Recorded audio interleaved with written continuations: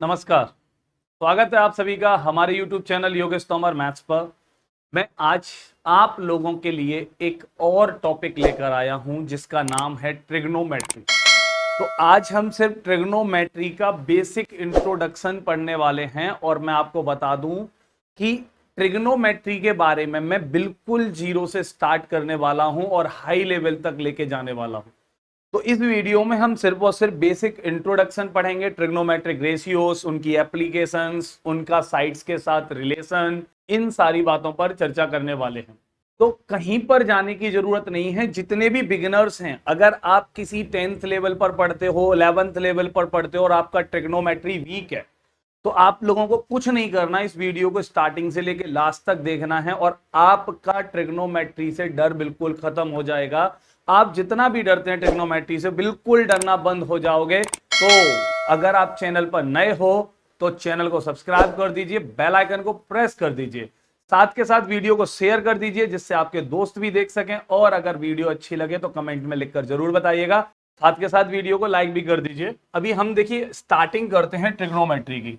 तो trigonometry actual में बेटा क्या है, ये 3 वर्ड से बना हुआ है।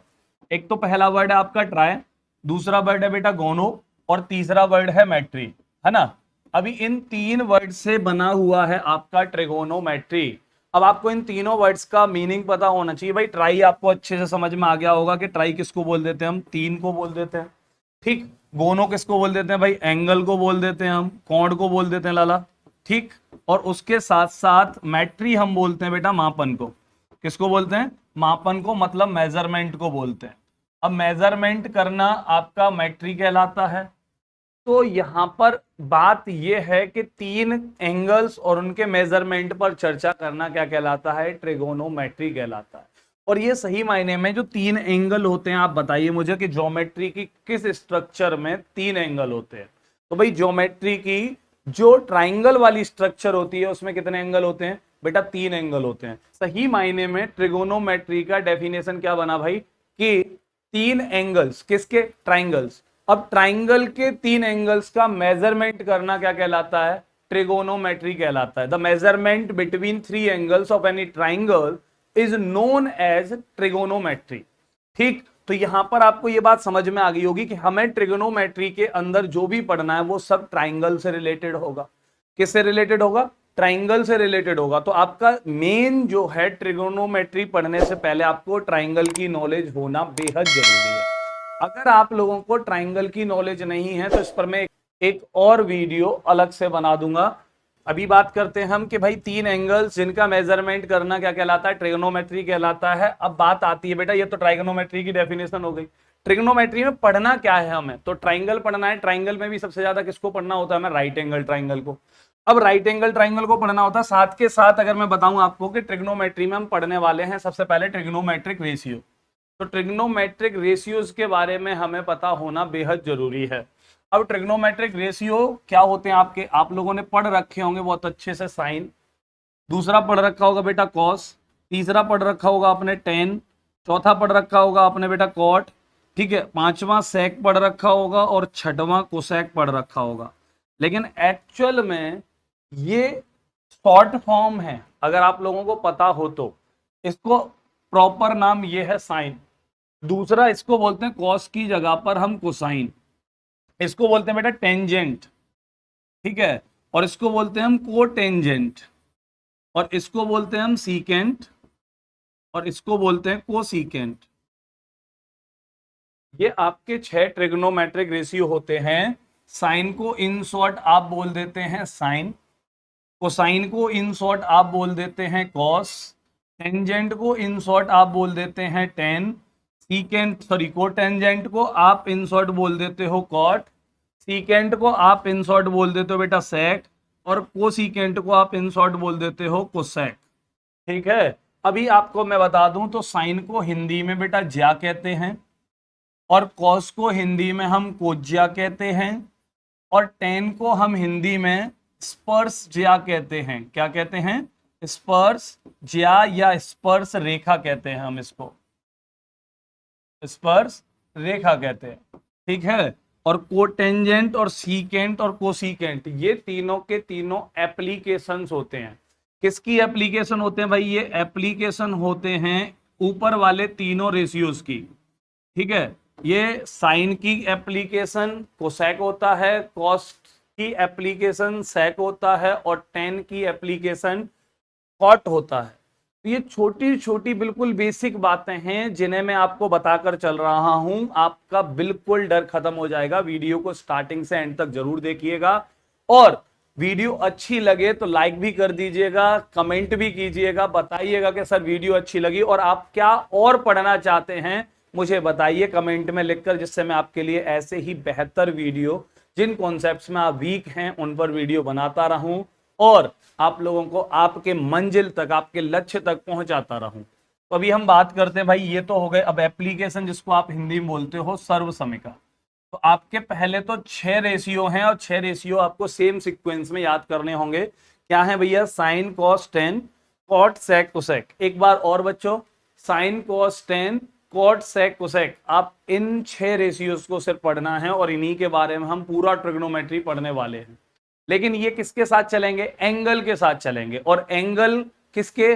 ट्राइंगल के। तो हम पूरी तरह बेसिकली अगर देखा जाए तो हमारा पूरा ट्राइग्नोमेट्री जो है ये ट्राइंगल पर डिपेंड है। ट्राइंगल के एंगल्स और ट्राइंगल्स की साइड्स के बीच में रेशियो बनाने की वजह से इनको हम ट्रिग्नोमेट्रिक रेशियोज कहते हैं। अब बात यहां पर आती है बेटा कि ये ट्रिग्नोमेट्रिक रेशियो, त्रिकोणमितीय अनुपात।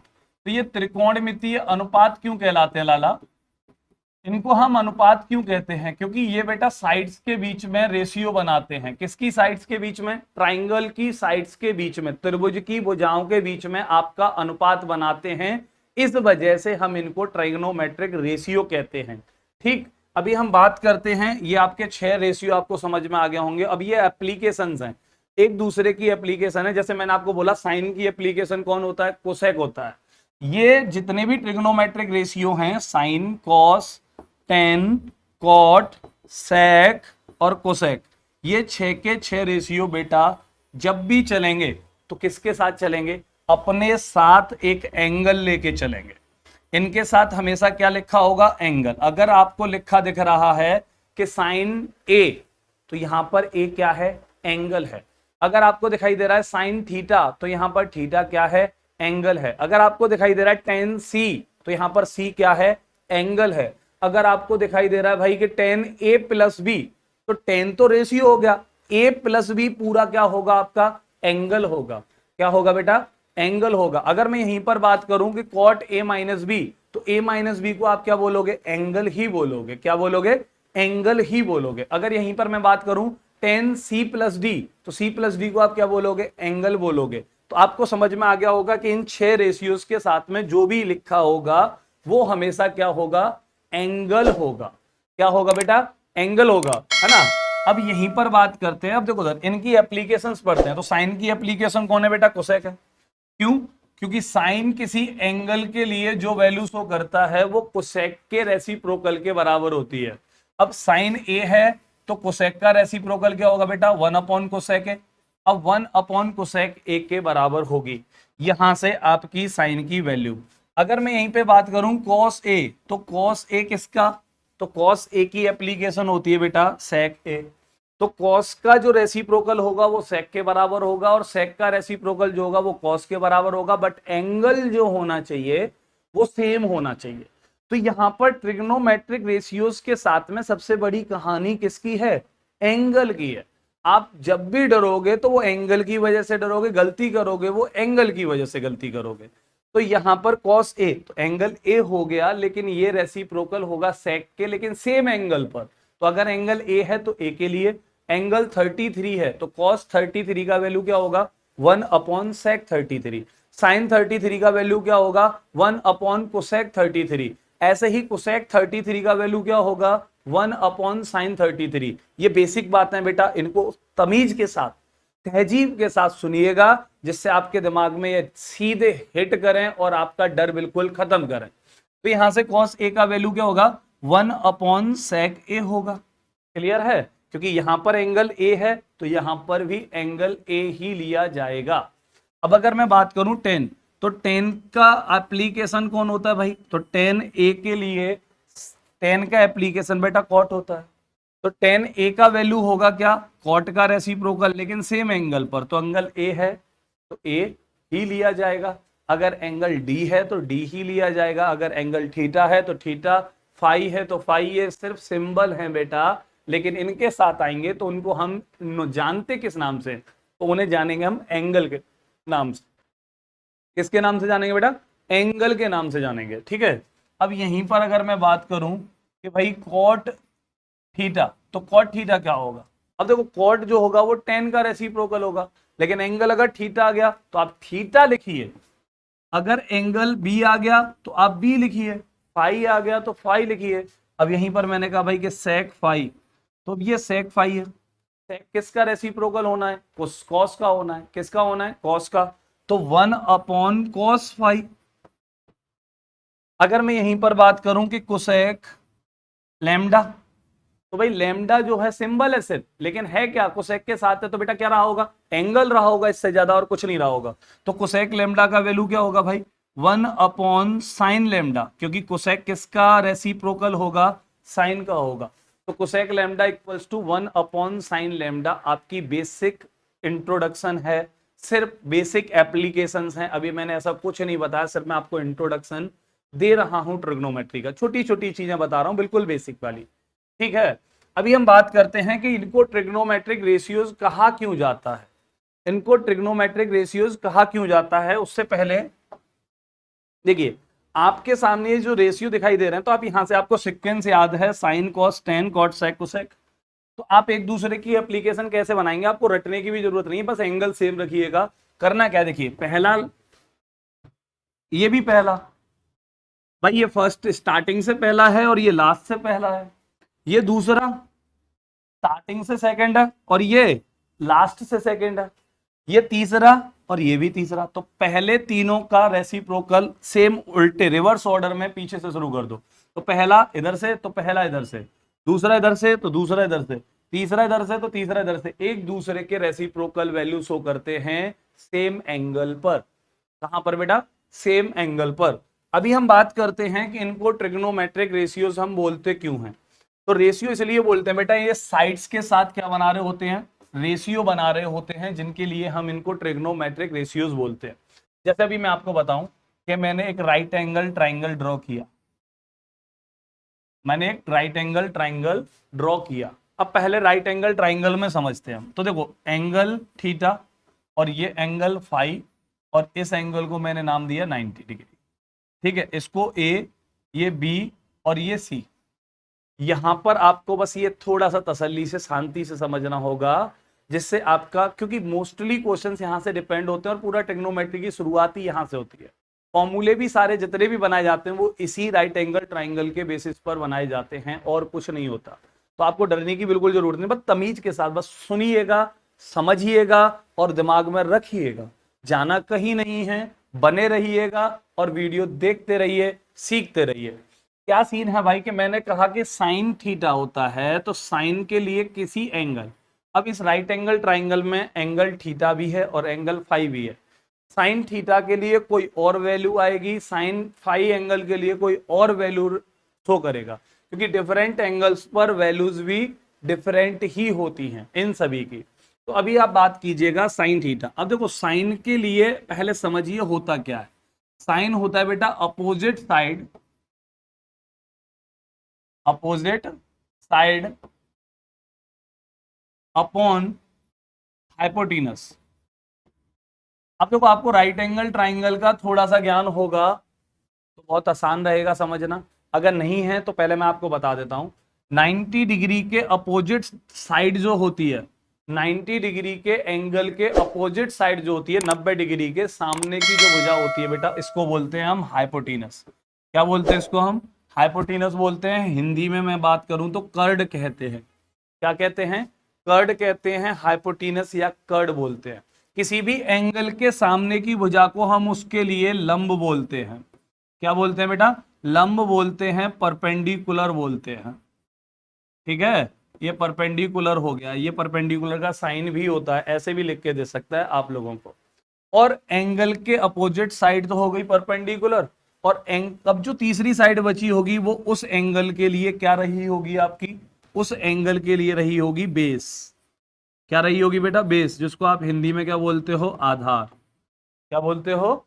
आधार बोलते हो। अब बात करूं अगर मैं इसी राइट एंगल ट्राइंगल में थोड़ा सा, भाई ये 90 डिग्री है, ये बेटा थीटा है, ये बेटा फाई है, सेम टू सेम है। 90 डिग्री के अपोजिट तो हाइपोटेनस ही होना है, ठीक है, ये तो फिक्स हो गया, ये तो हाइपोटेनस हो गया, आपका कर्ड हो गया। अब बात कर रहे हैं अगर हम फाई एंगल के लिए, तो एंगल फाई की बात करेंगे बेटा, तो फाई के अपोजिट साइड कौन है आपकी? ये वाली है। तो फाई के लिए ये परपेंडिकुलर होगा और ये बेस होगा, क्योंकि ये तीसरी साइड बच रही है तो ये बेस होगा, आधार होगा लाला। तो एंगल के अपोजिट साइड को हम परपेंडिकुलर बोलेंगे, बस इतना समझिए। और जो तीसरी साइड बची होगी उसको हम बेस बोलेंगे। पहली 90 डिग्री के जस्ट अपोजिट साइड जो होगी उसको आप हाइपोटेनस बोलोगे, कर्ड बोलोगे। और किसी भी एंगल के लिए आप वैल्यू निकाल रहे हो तो उस एंगल के सामने की जो भी साइड होगी, उस एंगल के अपोजिट साइड जो होगी उसको आप परपेंडिकुलर लंब बोलोगे। ठीक है, क्या बोलोगे आप उसे? परपेंडिकुलर बोलोगे, लंब बोलोगे। अब जो तीसरी साइड बची होगी आप उसको बेस कहेंगे। क्या कहेंगे आप उसको? बेस कहेंगे। जो तीसरी साइड होगी उसको बेस बोलेंगे। अब बात करते हैं यहीं पर, तो देखो साइन थीटा की वैल्यू होगी भाई अपोजिट साइड अपॉन हाइपोटेनस, तो इसको आप बोल सकते हो परपेंडिकुलर अपॉन हाइपोटेनस, ठीक है, लंब और बटे कर्ड। आप ये बोल सकते हो साइन की वैल्यू किसी भी एंगल के लिए क्या रहेगी कि परपेंडिकुलर अपॉन हाइपोटेनस रहेगी बेटा, लंब अपॉन कर्ड रहेगी। अब यहीं पर अगर मैं बात करूं तो कॉस की, तो कॉस थीटा क्या रहेगा आपका? तो बेटा कॉस थीटा रहेगा आपका बेस अपॉन हाइपोटेनस, ठीक है। इसको आप बोल सकते हो आधार बटे कर्ड। क्या बोल सकते हो? आधार बटे कर्ड। अगर मैं यहीं पर बात करूं बेटा टेन थीटा, तो टेन थीटा क्या होता है आपका? Perpendicular upon base. तो आप कह सकते हो लंब बटे आधार। तो आप पहले इन तीनों को ही पढ़ लीजिए। किसको पढ़ लीजिए? पहले आप इन तीनों को ही पढ़ लीजिए सिर्फ और सिर्फ, क्योंकि बाकी के तीन जो होते हैं बेटा वो इनकी एप्लीकेशंस होते हैं, इनके रेसिप्रोकल होते हैं। साइन का रेसिप्रोकल क्या होता है बेटा? कोसेक होता है। तो कोसेक क्या होगा? साइन अगर परपेंडिकुलर अपॉन हाइपोटेनस है तो कोसेक होगा हाइपोटेनस अपॉन परपेंडिकुलर। ऐसे ही कॉस आपका बेस अपॉन हाइपोटेनस है, आधार बटे कर्ड है, तो आपका सेक क्या होगा? इसका रेसिप्रोकल, तो भाई हाइपोटेनस अपॉन बेस होगा। ऐसे ही आपका टेन क्या है? परपेंडिकुलर अपॉन बेस है, तो आपका कॉट क्या होगा? क्योंकि टेन का रेसिप्रोकल तो कॉट ही होता है, तो कॉट क्या होगा बेटा? Base upon perpendicular. सेम इनके रेसिप्रोकल ही करने हैं बाकी के तीन रेशियोज के लिए, तो उन पर हम चर्चा बाद में करेंगे, चाहे तो हम लिख ही देते हैं कि कॉट क्या होगा भाई? टेन का रेसिप्रोकल। तो टेन का रेसिप्रोकल कर दो भाई, बेस अपॉन परपेंडिकुलर, कहने का मतलब आधार बटे लंब, ठीक है। सेक क्या होगा बेटा? तो सेक किसका रेसिप्रोकल होगा? कॉस का। तो कॉस का रेसिप्रोकल आधार बटे कर्ड का हो या बेस अपॉन हाइपोटेनस, इसका क्या कहते हैं रेसिप्रोकल किया बेटा?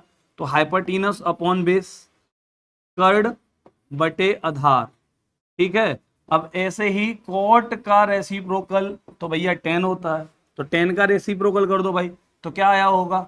आधार बटे लंब, या आप कह सकते हो बेस अपॉन परपेंडिकुलर। इतनी सी बात आप लोगों की समझ में आ गई होगी। ये छोटी छोटी बातें आपके दिमाग में पहुंच गई होंगी बेटा। एक बार फिर से मैं बोलता हूं कि साइन थीटा क्या रहेगा? हमेशा अपोजिट साइड अपॉन हाइपोटेनस, जिसको आप बोल सकते हो क्या? परपेंडिकुलर अपॉन हाइपोटेनस, क्योंकि अपोजिट साइड को मैंने किसी भी एंगल के लिए क्या बताया है? परपेंडिकुलर बताया है, लंब बताया। तो अगर आप अपोजिट साइड निकालते हो तो वो हमेशा परपेंडिकुलर के नाम से जानी जाएगी, लंब के नाम से। और जो तीसरी साइड बचेगी वो बेस होगी बेटा, लेकिन 90 डिग्री के जस्ट अपोजिट साइड हमेशा क्या रहेगी? हाइपोटेनस रहेगी, कर्ड रहेगी। साथ के साथ आप यहां पे बोल सकते हो क्या कि भाई अब अगर एंगल बदला तो दूसरे एंगल के लिए परपेंडिकुलर दूसरा ही होगा, क्योंकि उसके सामने वाला होगा। क्या होगा? उसके सामने वाला होगा। तो ये बेसिक बातें आपके समझ में आ गई होंगी। अब यहां से हम थोड़े से एग्जांपल्स के साथ शुरुआत करते हैं, लेकिन उससे पहले मैं आपको इनकी ट्रिक बता दूं। आप यहां से साइन को चेक कीजिए, तो परपेंडिकुलर भाई पी, ठीक है, यहां पर बेस है भाई तो बी, यहां पर आपका परपेंडिकुलर है भाई तो ये पी। अब नीचे देखिए हाइपोटेनस एच, और यहां पर क्या है भाई आपका? हाइपोटेनस, यहां पर भी एच, और यहां पर बेस है तो अब ये बेस। अब देखो तो ये ऊपर वाले तीन साइन कॉस टेन, ये नीचे वाले तीन कॉट सेक कोसेक। अब देखो कैसे बताएंगे हम? भाई साइन की बात करें तो बेटा P अपॉन एच आएगा, साइन की बात करें तो क्या आएगा, P अपॉन एच आएगा, तो P और H। न्यूमरेटर अपॉन डिनोमिनेटर लेके चलना है आप लोगों को, तो पहले नंबर पे साइन आता है, तो यहाँ पर पहले नंबर पे क्या रहा है भाई, P अपॉन एच, तो P से परपेंडिकुलर और H से हाइपोटीनस, तो परपेंडिकुलर अपॉन हाइपोटीनस ये हो गया आपका साइन। अब वहीं पर अगर मैं बात करूं कॉस की, तो कॉस क्या रहेगा बेटा, बेस अपॉन हाइपोटीनस रहेगा, क्या रहेगा, बेस अपॉन हाइपोटीनस रहेगा भाई, तो आपका ये हो गया कॉस। अब टेन तीसरे नंबर पे आएगा, तो थर्ड पर कौन है बेटा, P अपॉन बी, तो परपेंडिकुलर अपॉन बेस आपका थर्ड प्लेस पर रहेगा। अब ऐसे ही कॉट, तो कॉट पर कौन है भाई, बी और ये पी, क्योंकि यहां से आप शुरू करोगे अब, तो बेस अपॉन परपेंडिकुलर रहेगा कॉट, टेन का रेसिप्रोकल। सेक क्या रहेगा बेटा, कॉस का रेसिप्रोकल हाइपोटीनस अपॉन बेस। कोसेक क्या रहेगा बेटा, हाइपोटीनस अपॉन परपेंडिकुलर रहेगा। अब इसी को हिंदी में बोल देते हैं भाई, तो देखो लंब एल, यहां से आधार ए, यहां से लंब एल, और यहां से बेटा कर्ड के, और यहां से कर्ड के, और यहां से आधार ए।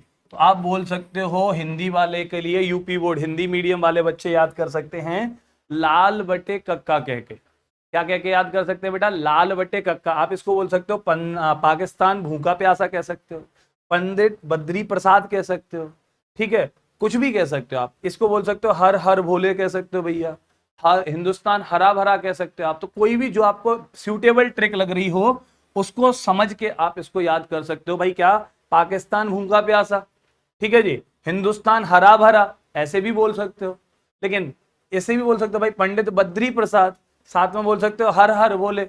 यहाँ पर तो लाल बटे कक्का, तो यहाँ तो भैया यूपी बोर्ड वालों के, हिंदी मीडियम वालों के तो कक्का तैयार बैठे हैं, लाल भी और कक्का भी। तो लाल कक्का के साथ बैठे हुए हैं यूपी बोर्ड वाले के लिए। तो आप समझ सकते हो, एल से लंब, के से कर्ड, ए से आधार, के से कर्ड, एल से लंब, ए से आधार। सीक्वेंस वही रहेगा, sine cos tan, cot sec cosec, ठीक है।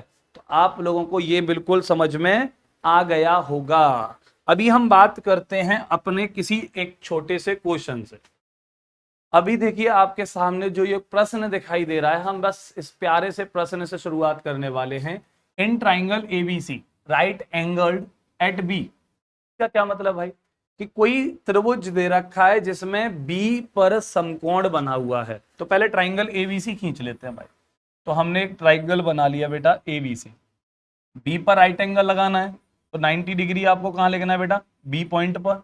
बाकी का ए कहीं पर भी लिख दो और सी कहीं पर भी लिख दो, जो तुम्हारा मन पड़े वैसे। यहां पे भी ये लिख सकते थे, यहां पे भी सी लिख सकते थे, कोई फर्क नहीं पड़ेगा। तो आपके आंसर पर, तो आपका ए बी बोल रखा है 24, तो भाई ये ए बी है, ये 24 हो गया। ये आपको दे रखा है बी सी 7, तो आप इसको 7 बोल सकते हो। आपका यहां पर डिटरमाइन करना है हमें sign A minus cos A, तो sign A minus cos A का वैल्यू निकालिए। तो साइन में बेटा क्या होता है, पीछे पड़ा है ना, लाल बट्टे कक्का लगा लो भाई, तो एल अपॉन के हो गया लंब बटे कट, पाकिस्तान भूखा प्यासा बटे हर हर बोले, या हिंदुस्तान हरा भरा, जो भी लगाना वो लगा लो, तो भाई पी अपॉन एच आएगा। तो साइन होता है बेटा परपेंडिकुलर अपॉन हाइपोटीनस या लंब बटे कट कह लो। कॉस क्या होता है आपका भाई, बेस अपॉन हाइपोटीनस या आधार बटे कट कह लो। ये दोनों बात है, ठीक है। तो आपको इन दोनों केसेस में कर्ड हाइपोटीनस की वैल्यू चाहिए। मेरे पास एक बेस है, एक परपेंडिकुलर है, या एक परपेंडिकुलर है एक बेस है, लेकिन मेरे पास हाइपोटीनस नहीं है। तो हाइपोटीनस निकालने के लिए मुझे क्या लगाना पड़ेगा, पाइथागोरस थ्योरम। तो पाइथागोरस थ्योरम पढ़ रखे होंगे, तो क्या होता है बेटा, लंब स्क्वायर प्लस आधार स्क्वायर इक्वल्स टू कर्ड स्क्वायर, ठीक है। लंब स्क्वायर प्लस आधार स्क्वायर इक्वल्स टू कर्ड स्क्वायर, आप इसको बोल सकते हो perpendicular square plus base square equals to hypotenuse square. तो ये होती है आपकी Pythagoras theorem. Right angle triangle पर ही काम करती है, पर ये ध्यान रखिएगा, किस पर काम करती है, राइट एंगल ट्राइंगल पर ही काम करती है आपकी पाइथागोरस थ्योरम। तो अब यहाँ पे पाइथागोरस थ्योरम लगाते हैं, हाइपोटेनस की वैल्यू निकालते हैं। तो हाइपोटेनस की वैल्यू निकालने के लिए भैया क्या करना है आप लोगों को, देखिए मेरे को परपेंडिकुलर दे रखा है 24 स्क्वायर, बेस दे रखा है बेटा 7, तो 7 स्क्वायर और इक्वल्स टू हाइपोटेनस स्क्वायर। इन दोनों के स्क्वायर्स को ऐड करोगे, 24 का स्क्वायर 576, 7 का स्क्वायर 49, 576 एंड 49 625 होंगे बेटा, 625 होंगे, जिसकी वैल्यू कितनी होगी भाई, तो H square equals to 625। Then square root करोगे आप 625 का, तो h का वैल्यू 25 आ जाएगा। कितना आ जाएगा भाई? तो यहाँ से h का वैल्यू 25 सेंटीमीटर हो गया, ये 24 सेंटीमीटर था और ये 7 सेंटीमीटर था। अब मेरे पास ट्राइंगल की तीनों साइड्स हैं। तो इस क्वेश्चन को सॉल्व करने से पहले मैं थोड़ा सा आप लोगों को ट्रिपलेट के बारे में बता दूं। किसके बारे में बता दूं बेटा? ट्रिपलेट के बारे में बता दूं। अब ये ट्रिपलेट क्या होते हैं?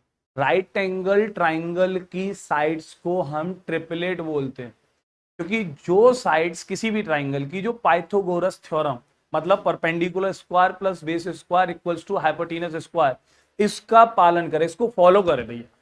तो इसको अगर फॉलो करती है, उस केस में आपकी जो साइड्स होंगी उन साइड्स को हम ट्रिपलेट बोलते हैं। तो प्रॉपर ट्रिपलेट उनको बोलते हैं जहां राइट एंगल ट्राइंगल की साइड बनाई जा सकती है, जिनसे एक राइट एंगल ट्राइंगल ड्रॉ किया जा सकता हो। तो अगर आपको कुछ ट्रिपलेट्स बता रहा हूं मैं जो आपको अच्छे से याद होंगी, तो आपको ये बार बार बेसिक कैलकुलेशन करने की जरूरत नहीं पड़ेगी। अब ये राइट एंगल ट्राइंगल के लिए बेसिक कैलकुलेशंस क्या रहने वाली हैं भाई? तो ये ट्रिपलेट्स जो हैं बेटा, सबसे पहली 3 4 5 होती है। कॉन्जिक्यूटिव साइड्स में सिर्फ और सिर्फ यही एक ट्रिपलेट होती है नेचुरल नंबर्स के लिए, 3 4 5। इस तीनों साइड्स में ध्यान रखिएगा, हाइपोटेनस 90 डिग्री के अपोजिट साइड है, तो ये हमेशा लार्जर साइड रहेगी। भैया हाइपोटेनस हमेशा बड़ी भुजाई कहलाएगा, ठीक है। तो अब यहाँ पे हाइपोटेनस कौन रहेगा? 5 रहेगा, और बाकी का 3 और 4 जो है वो परपेंडिकुलर और बेस रहेंगे। अब ऐसे ही इन दोनों में किसी भी नंबर का मल्टीप्लाई कर दो, इन तीनों संख्याओं में किसी भी नंबर का मल्टीप्लाई कर दो, वो हमेशा ट्रिपलेट ही बनाएंगी। वो हमेशा क्या बनाएंगी? ट्रिपलेट ही बनाएंगी आपकी। तो इन तीनों में भाई मैंने मल्टीप्लाई कर दिया, सपोज करो 2 का, तो 2 का मल्टीप्लाई किया तो बेटा 6 हो गया, 2 का मल्टीप्लाई यहाँ किया तो बेटा 8 हो गया, 2 का मल्टीप्लाई यहाँ किया बेटा तो 10 हो गया। तो 6 8 10 ये भी ट्रिपलेट होती हैं, ये भी राइट एंगल ट्राइंगल की साइड्स होती है। तो ये भी भैया समकोण त्रिभुज की भुजाएं होती है। तो 6 8 10 ये तीनों की तीनों किसकी भुजाएं होंगी? समकोण त्रिभुज। आप चाहो तो इसमें 3 का मल्टीप्लाई कर दो, इनमें कर दो किसी का भी मल्टीप्लाई, हमेशा वो राइट एंगल ट्राइंगल की साइड्स की आएंगी। अब दूसरी ट्रिपलेट होती है जो एग्जाम में बहुत देखी जाती है, 5 12 और 13। अब यहां पर लार्जर साइड कौन है? 13 बड़ी भुजा, जो ये हाइपोटेनस होगी या कट कह लीजिए, दोनों में से कुछ भी कह लीजिए, जो कहना चाहो वो कह लीजिए, पर कह लीजिए, ठीक है। अब अगर मैं बात करूं यहीं पर 5 12 13 हो गया भाई आपका। अब एक और देखिए 7 24 और इसके साथ 25, ये भी बहुत पूछी जाती है। अब देखो हमारी इस क्वेश्चन में है भी क्या? 7 24 और 25। तो दो छोटी साइड 7 और 24 हैं, तो थर्ड लार्जर साइड जो होगी वो बेटा क्या होगी? 25 होगी, जिसको आप हाइपोटेनस समझोगे।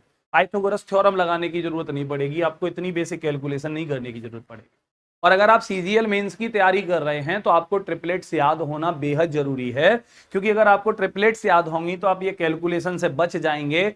और ये तो भी राइट एंगल ट्राइंगल है बेटा, जैसे ही सर्कल पढ़ोगे ना तो सर्कल में भर भर के ट्रिपलेट डालता है, 2 कॉर्ड्स के बीच में राइट एंगल ट्राइंगल वाली कंडीशन बनवाएगा और वहां पे ट्रिपलेट डालेगा।